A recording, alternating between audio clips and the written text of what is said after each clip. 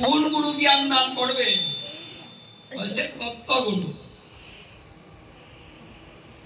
গুরু যিনি তত্ত্ব অবগত তিনি গুরু হতে পারেন, এই কথা চৈতন্য চরিতামৃতে আমার মহাপ্রভু বলেছেন। কিবা ব্রাহ্মণ, কিবা ক্ষত্রিয়, কিবা বৈশ্য, কিবা শূদ্র নেশিকেনা নয়, যেজন কৃষ্ণ তত্ত্ব ব্যাখ্যা সেজন গুরু হয়। মানে গুরুর জাতের উল্লেখ করা হয়নি, উল্লেখ করা হয়েছে তত্ত্বে। যিনি কৃষ্ণ তত্ত্ব জানেন তিনি গুরু হন। তাহলে শ্রীকৃষ্ণ কিন্তু এখানে সেই তত্ত্ব গুরুর কথা উল্লেখ করে বলেছেন সেই গুরুর কাছে। তাই জ্ঞান আহরণ করতে হলে আমাদের গীতা থেকেই করতে হবে। কারণ শ্রীকৃষ্ণ এই কলিহত জীবকে জ্ঞান দেওয়ার জন্যই এই কুরুক্ষেত্রের যুদ্ধের অবতারণা করলেন, একটা ক্ষেত্র তৈরি করলেন।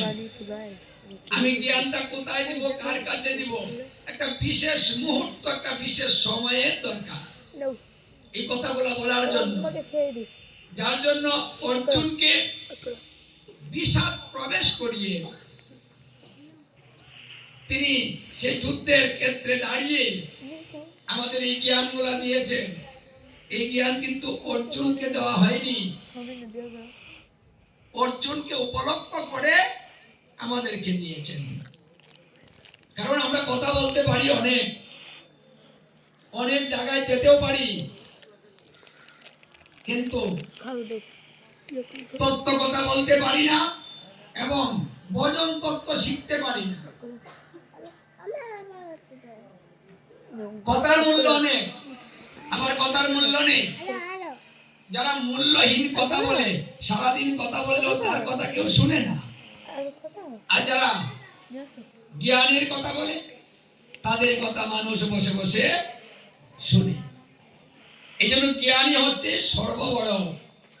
জ্ঞানীকে দেখে মুনি ঋষিরা পর্যন্ত দাঁড়িয়ে তাকে সম্মান প্রদর্শন করে। 16 বৎসরের বালক উগ্রস্ত্র বা সুতমণি, 16 বৎসরের বালক সুখদেব গোস্বামী, এরা দুজনেই 16 বৎসর। কিন্তু ভাগীরথী গঙ্গা তীরে যখন রাজা পরীক্ষিতের সভাতে উপবেশনরত সে রাজা পরীক্ষিতকে ভাগবত কথা শুনিয়েছিলেন, তখন 3 মিনিট হয়েছে। এই 16 বৎসরের বালকটাই শুনিয়েছিলেন। এখানে হাজার হাজার বৎসর পরমায়ু এবং তাদের পরমায়ু অনেক বৎসর। এমনও মুনি ঋষি আছে যে ব্রহ্মার সমান তাদের পরমায়ু, কয়েক হাজার বৎসর তাদের বয়স হয়ে গিয়েছে।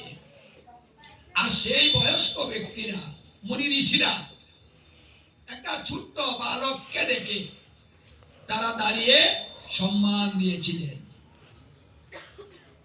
তাহলে সম্মানটা কিন্তু বয়সকে দেওয়া হয়নি, সম্মানটা দেওয়া হয়েছে জ্ঞানকে। কারণ এই সুখদেব গোস্বামী আর লোমহর্ষর মণির পুত্র উগ্রস্ত্র বা সুতমণি, তারা ছিলেন সমস্ত শাস্ত্রে পারদর্শী, জ্ঞানের উচ্চ শিখক, যার জন্য তাদের জ্ঞানের কাছে সকলে নত স্বীকার করেছে। এবং সেই ছোট বালকটাকে তারা প্রশ্ন করেছে, আপনি তো সমস্ত শাস্ত্রে পারদর্শী, সমস্ত শাস্ত্র মন্থন করেছেন, বলুন না কলিজীবের মানুষের গতি কি হবে? এই কথাটা কি মুনি ঋষিরা বলতে পারলেন না? পারলেন না। এই কথাটা কি সৃষ্টিকর্তা ব্রহ্মা বলতে পারলেন না? পারলেন না। ব্রহ্মা বলেছেন আমি ওটা জানি না, কলিজীবের কি গতি হবে সেটা আমি জানি না, কলিজীবের কি ধর্ম হবে সেটাও জানি না, কোন নামে ভজন হবে, উপাস্য দেবতার নাম কি হবে সেটাও জানি না। তখন মুনি ঋষিরা বলে